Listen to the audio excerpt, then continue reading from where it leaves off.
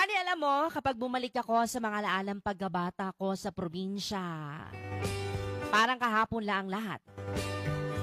Yung simpleng buhay, yung bang mga bagay dati, Madi, na hindi mo pinapansin pero ngayon, namimiss mo na.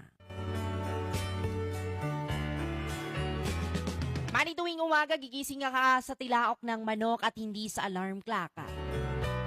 Tapos paglabas pa ng bahay mo ay mararamdaman mo agad ang labigan ng simoy ng hangin at amoy na amoy mo ang halimuyak ng mga bulaklak at damo na basa dahil sa hamoga.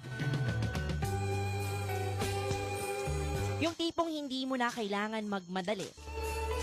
Dati, yung bang walang cellphone na hawak-hawakan, kundi pamalo lang ni nanay kapag late ka ng gumising.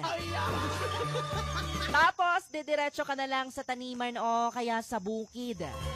Hindi pong mag-harvest ka na lang ng prutas o gulay, mga kaibigan. Laging may mga alagang kambing o mga hayop, at iba't ibang hayop pa yan. Kaya bago pa man makakain sa agahan ay kailangan mo munang unahin na pakainin ang mga alagang hayop na manok at baboy. Mga Madi, ang senang